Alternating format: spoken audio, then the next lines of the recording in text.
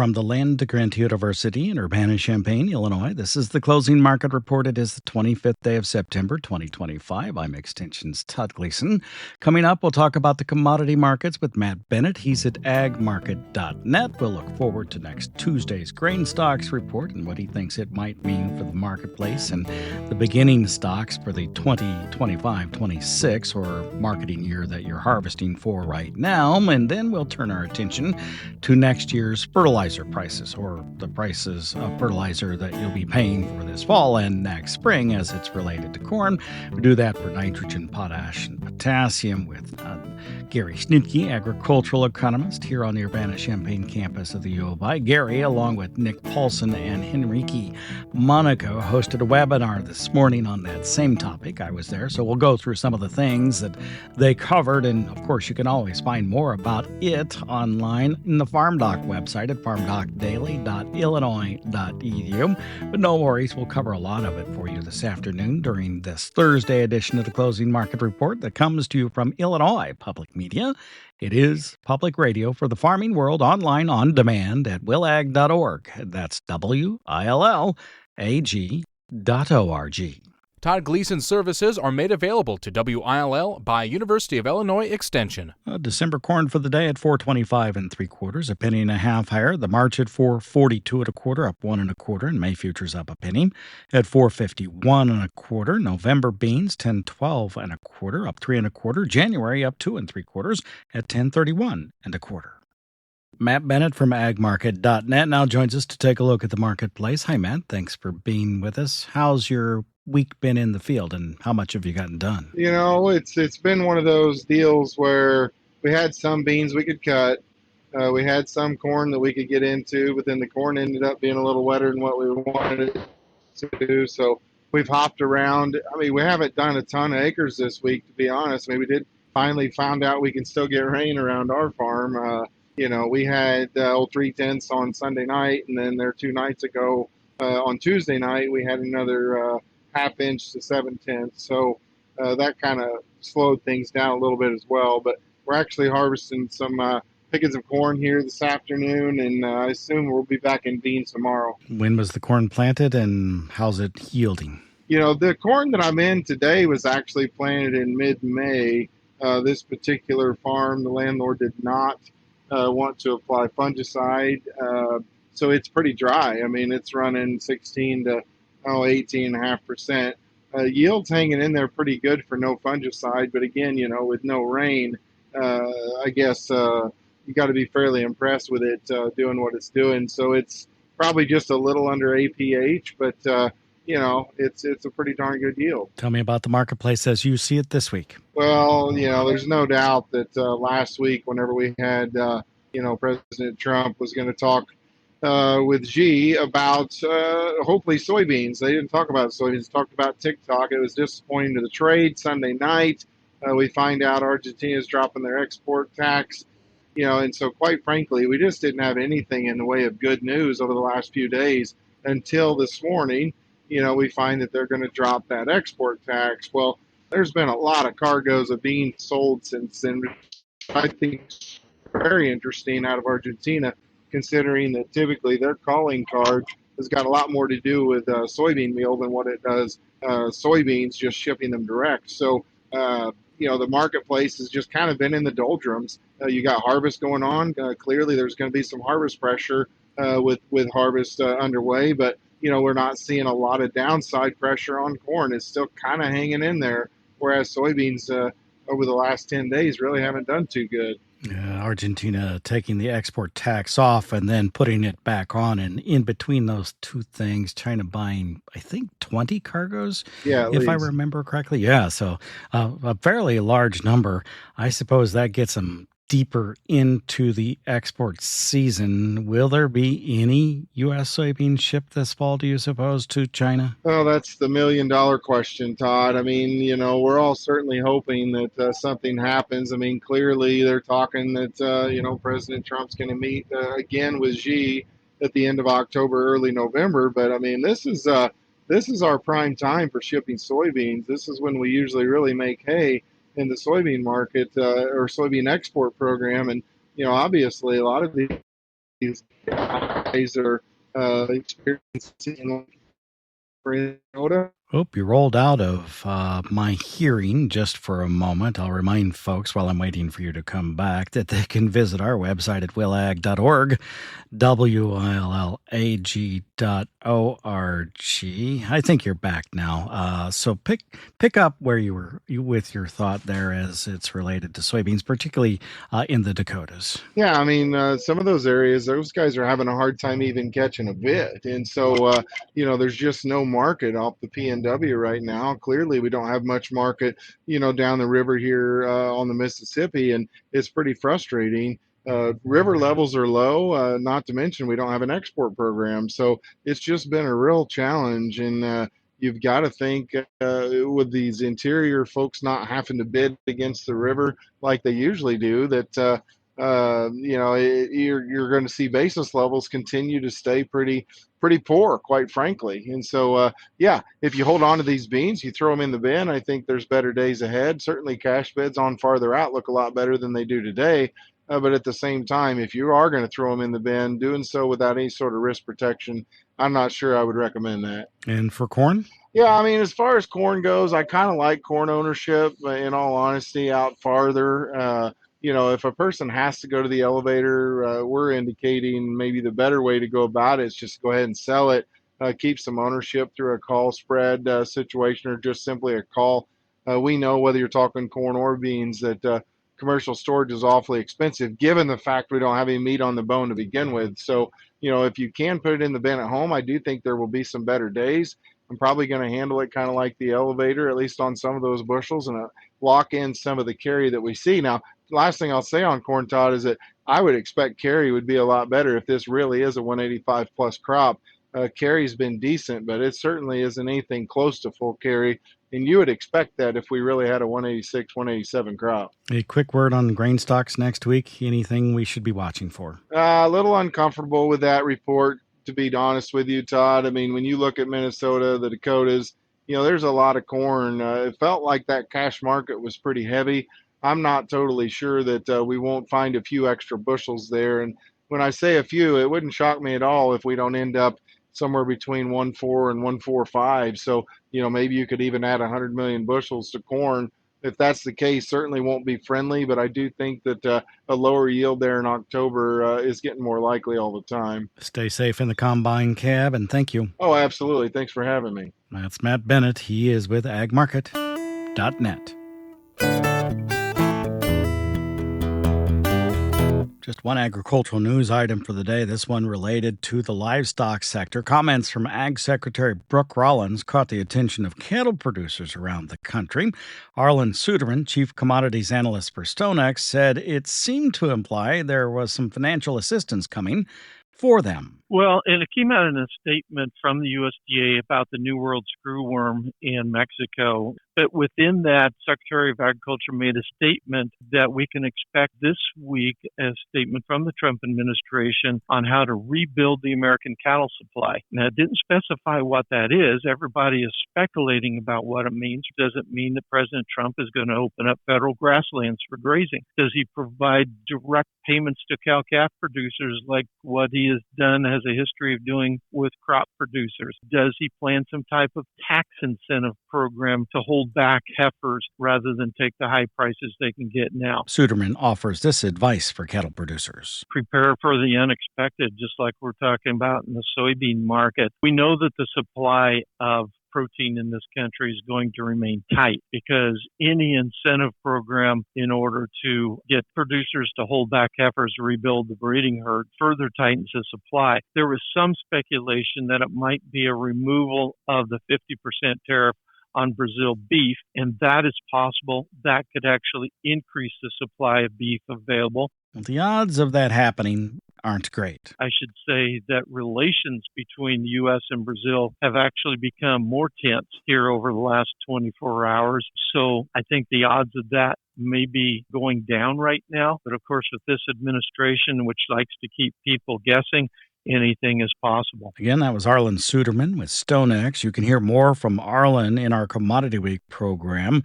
We'll talk with him later today, along with Naomi Bloom from TotalFarmMarketing.com and Brian Stark of the Andersons for our Commodity Week program. It'll be posted to our website at willag.org, willag.org, by about 6 o'clock this evening, maybe before that. If you listen to our home station, you can hear the whole of the program tomorrow during this time slot. And if not, on many of these radio stations, you'll hear it over the weekend. You can always find Commodity Week 2 up online at willag.org, along with information from the agricultural economist, the crop scientist, and the animal scientist from the University of Illinois.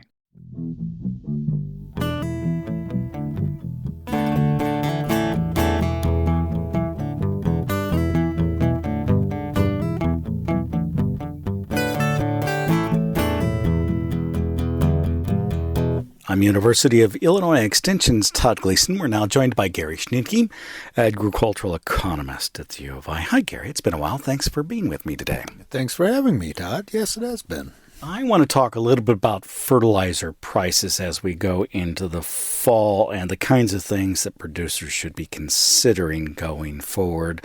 This is part and parcel of a webinar that you, Nick Paulson, and Enrique Monaco had put together and is available now on the FarmDoc Daily website. Folks can find it at farmdocdaily.illinois.edu under the webinars tab under the archives if they want to see the whole thing. But really, as we move into the fall, we need to start with the budgets and what next year looks like for crop budgets and how fertilizer plays into that. You might have thought that that price would be going down, and I guess depending on the crop, it might be.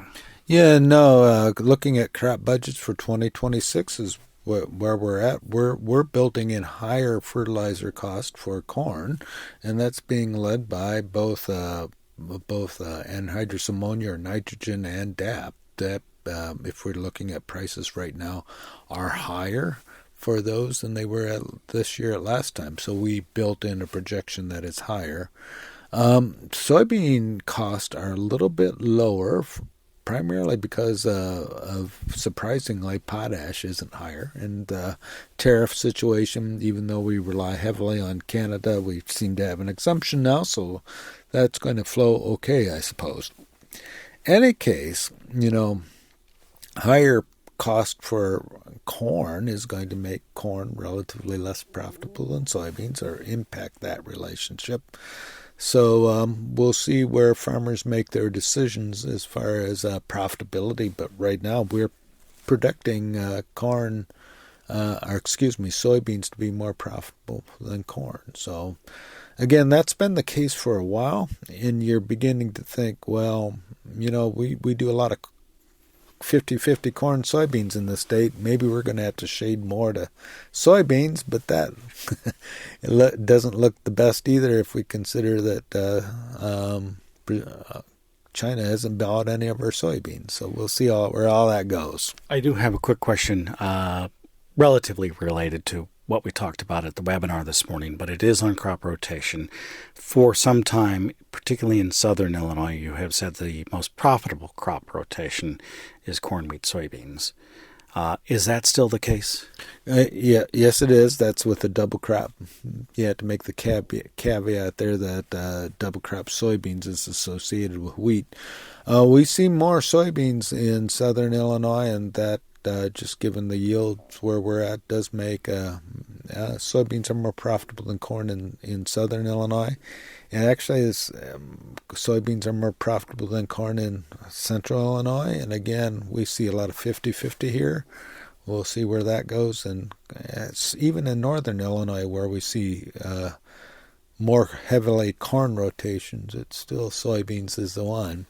Again, you're sort of concerned about making that shift now because of the tariff situation with China. But even given that, the prices now favor soybeans over corn from a profitability standpoint. When Enrique Monaco was up today, he was talking about some of the work he had done for you and Nick as it was related to where products were produced. I was surprised, frankly, that 96% of the nitrogen that farmers use in the United States actually is produced also in the United States. However, it's the 4% that comes in from other places, I suppose, that on the margin that really makes the difference. Yeah, and it's 96%, as you mentioned, that is produced here in the United States that's used here. That has increased over time. Primarily, I would attribute to the fracking revolution for natural gas, which gave U.S. a natural gas advantage over many other places. We do produce most of our nitrogen here, and that's concentrated in 4 companies, with CF Industries being the largest. I think if I recall the slide correctly, 21% of the nitrogen was produced in the United States in 2000. Don't quote me on that one, but I kind of think that's the right number. Was it potassium that was the flip side, that only 4% comes from the U.S.? Yeah, potash or potassium. Most of we only produce 4% here. Most of our potash or potassium comes from Canada, and again, so if we're getting it from Canada, the tariff situation plays a role. So far, I think that potash is exempt from tariffs. Those things can change on a daily basis, though. So right now we think we're sitting pretty good on potash and should proceed normally, but we'll see. The price of corn has rallied from its bottom 45 to 50 cents over the last couple of months, last month. And the price, consequently, of anhydrous ammonium has gone back up as well, though I think the input price really was reflecting some things that maybe have been coming out of the One Big Beautiful Bill Act passed earlier in the summer, and the idea that farmers were going to apply and that they would have money to spend on nitrogen.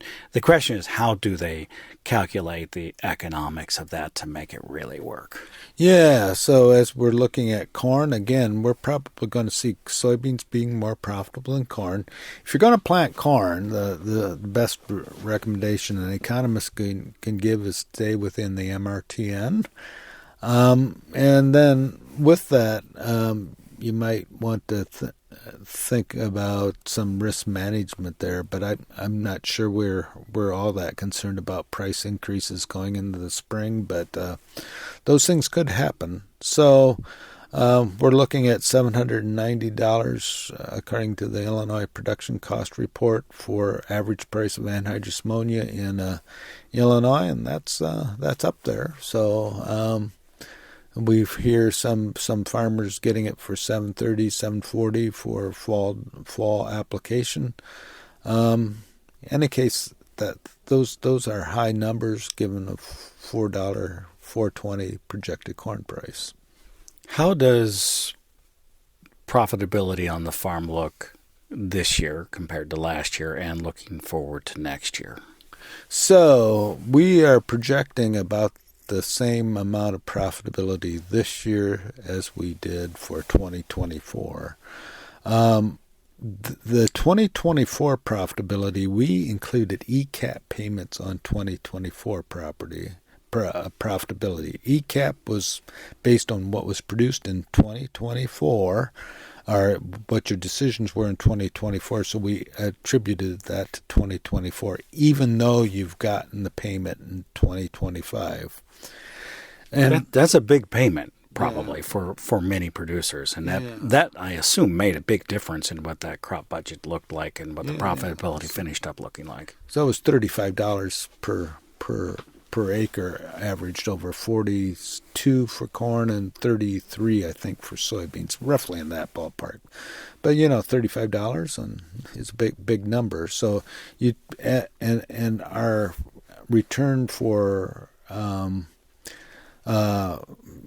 50-50 corn soybean rotation in central Illinois, high productivity land given an average cash rent is minus $33 for last year, or 2024.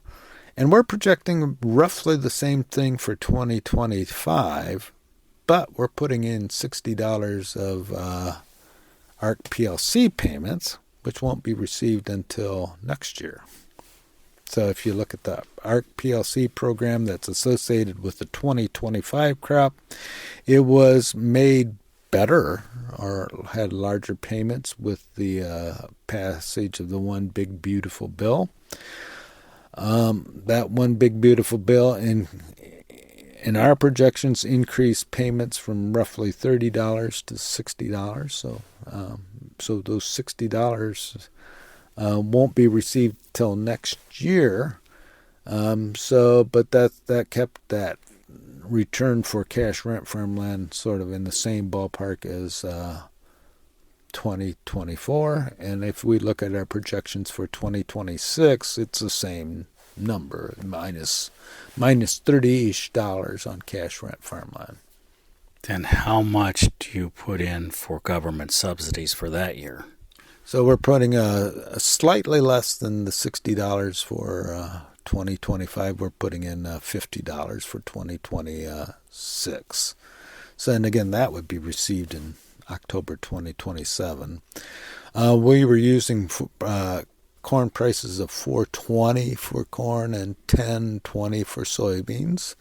So, yeah, those. I mean, the break evens right now are mid fours for corn and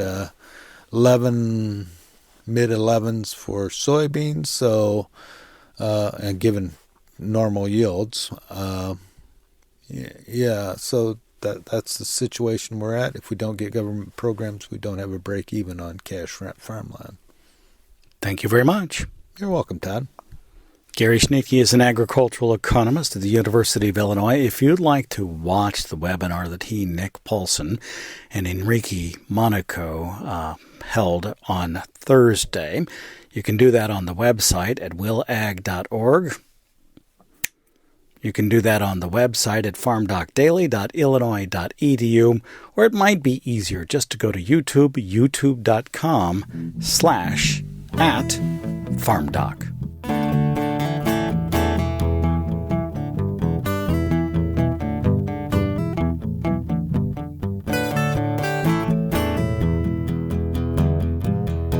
You've been listening to the Closing Market Report on this Thursday afternoon. We'll record our Commodity Week program in just a few minutes and put it up on our website at willag.org, willag.org,